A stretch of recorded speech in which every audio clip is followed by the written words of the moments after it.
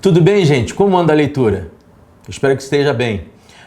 Quero lembrar você, para você curtir o canal, aquela mesma coisa de sempre, o sininho não sai daqui, ele fica aqui embaixo. Eu acho que ele deve estar aqui embaixo, se eu não estiver enganado. Aqui na tela também tem um sinalzinho vermelho, clica ali e curte não só o canal, como também o vídeo em si. É um prazer estar com você, é um prazer estar conversando com você mais uma vez. Eu vou te fazer uma pergunta. E se você fosse um autor de livros que já tivesse mais de 400 milhões de cópias distribuídas para mais de 40 países no mundo, você seria uma pessoa triste? Talvez não, né? Eu estou falando aqui do Stephen King, um dos maiores roteiristas, um dos maiores literatos, um dos maiores escritores na questão do terror.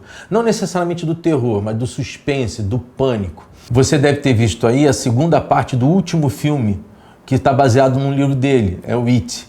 Né? Ele não fez só esse livro, ele fez vários outros. Ele fez O Iluminado, ele fez Carrie, ele fez A Névoa.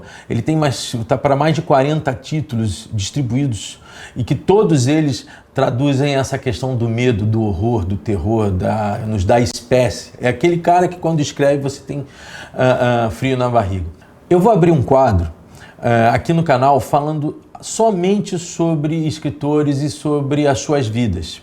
Né? Então a gente vai estar conversando de como eles se constituíram escritores, os dramas, as questões que eles enfrentaram para fazer livros, o momento de sucesso, o momento de derrota, como é que o livro dele, por exemplo, deles chegaram ao cinema, como esse que a gente vai conversar. Em breve a gente vai estar falando melhor também então sobre Stephen King. Espero que você esteja lá comigo. E agora, prestando atenção mais ao livro em si, eu estou trazendo para você esse livro aqui, Misery, Louca Obsessão. Uma curiosidade, esse livro virou filme em 1990 com o James Caan, a Kate Bates e o Lauren Bacall. A Kate Bates, inclusive, ganhou o Oscar por esta obra em 1990 e o enredo dessa obra, desse livro, é muito interessante. Ele trabalha com um escritor, um dos personagens principais. Na verdade, você tem dois personagens, na minha visão, principais. Um é o escritor, o Paul Sheldon, e depois uma enfermeira, a Annie Wilkes. Eles vão ter um encontro fortuito. Agora, como é que vai se dar esse encontro? O Sheldon ele tinha feito sucesso com edições de obras, de brochuras vendidas tanto nos bares quanto em jornalecos nos Estados Unidos, naqueles postos que normalmente tem nas estradas, e ele tinha conseguido projeção com a obra Misery, cujo o personagem central, na verdade não é nem a obra Misery, o personagem central é a Misery Chastain, é uma personagem que acabou conquistando o coração de muitos leitores. Só que ele já estava cansado de escrever sobre o mesmo assunto, sobre o mesmo romance, aqueles livros que não terminam de ser editados, e ele decidiu então mudar um pouco e começa a escrever, na verdade ele termina de escrever, aquilo que ele entende ter sido o melhor livro que ele fez até então, que é Os Carros Velozes, né? Ele bebe um pouco, feliz por ter conseguido isso, pega todo o calhamaço de papel, pega toda a brochura, guarda, entra no carro e vai embora. Vai embora para um destino de entregar essa obra. Não fica muito claro sobre o que ele ia fazer depois. O que fica claro é que no meio do caminho ele sofre um acidente, quebra suas pernas em vários lugares e se vê sozinho no meio daquela nevasca, no meio da mata. E ele é justamente socorrido pela Annie Wilkes, que é uma enfermeira já aposentada, ou assim ela se apresenta, e ela leva ele para dentro de casa. Você só fica sabendo disso a partir do segundo e terceiro capítulo. Na verdade, são capítulos rápidos. O Stephen King, ele tem dois capítulos na mesma página. O primeiro capítulo dele começa como se fosse o barulho da nevasca. Ele quer trazer essa ideia do frio, essa ideia de isolamento. E ao mesmo tempo, no segundo capítulo, ele fala sobre dois mourões que você não sabe exatamente se são mourões no campo natural ou se são os dois joelhos da vítima, do Paul Sheldon, deitados sobre a cama. E você começa a entrar no livro pelos pensamentos do Sheldon, de dores. Você entende que ele não sabe exatamente aonde ele está. E aí surge a Annie Wilkes, que é essa enfermeira que está tratando dele, mas que ela vai se auto-intitular a fã número 1, não só do autor, como da sua obra. E ela está muito ligada a Mrs. Chastain, que é a personagem principal dessa obra que o Sheldon terminou agora, né? Então ela também tem uma outra peculiaridade. Ela tem uma ligação tão grande com esta obra que ela questiona ele por que do último livro. E ela ainda não terminou de ler o livro e as transformações vão se dar aí. Agora, imagina só você, ele está deitado na cama, com dores na perna, sendo tratada por uma enfermeira que se diz enfermeira, sem saber onde está, a sua carteira sumiu, as suas pertences sumiram, e ele começa aos poucos desconfiar das intenções dessa enfermeira. Aliás, ele descreve essa enfermeira como um monstro, uma mulher grande, enorme, uma mamãezona norte-americana do interior dos Estados Unidos, no interior do Texas, aquela movida a bacon, entendeu? Então ela é bastante robusta, e ele começa a perceber nela alguns comportamentos que deixam ele um tanto quanto preocupado. E o comportamento dela começa a se alterar quando ela descobre definitivamente que ele matou a personagem principal da qual ela tanto se identifica.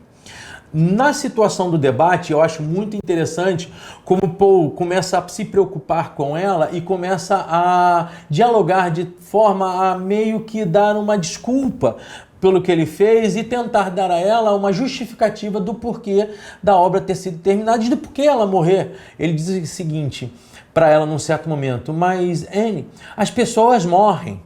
E a Annie diz: todas as pessoas morrem, mas ela não pode morrer não. E nesse caso, você é Deus nessa história. Você pode fazer com que ela reviva. E eu gostaria muito que você fizesse um último volume, onde nesse volume, nesse livro, ela pudesse voltar à vida. A grande questão é que as maldades elas vão seguindo uma atrás da outra. Só para que você tenha noção, num certo momento, no debate dele com ela, o confinamento dele faz me lembrar de um outro livro que é O Colecionador, onde há um colecionador principal, um cara muito bem quisto dentro da atuação que ele faz. Ele coleciona borboletas, ele ganha uma casa, ele compra uma casa e lá ele confina uma menina. A conversa é muito parecida, só que o psicopata nesse livro que eu falei, do colecionador, é o próprio agente, é o próprio artista, é o próprio cientista. Nesse caso aqui, não é ele, é a enfermeira. Em certo momento, quando ela fica revoltada com ele, ela some e leva com ela o remédio, o Novril, que na verdade é um remédio fictício que o Stephen King coloca na obra para poder demonstrar que esse remédio era com o qual ela estava tratando ele das suas dores. Só que tem um problema, ela não cuidou das pernas destruídas, os estilhaços, as ferrugens, as machucaduras dele ainda estão lá, e ele começa a descrever que a sua perna está inchada, e aos poucos Stephen King tem essa capacidade de trazer o terror a pingos, a flocos. Ele vai te mostrando a dor dele aos poucos. Ele começa a dizer que as pernas estão inchando, que essa dor já começa a vir para a pelvis, que a vontade dele é morrer. E num momento em que ele discute com ela sobre o assunto, chamando ela de louca, ela some.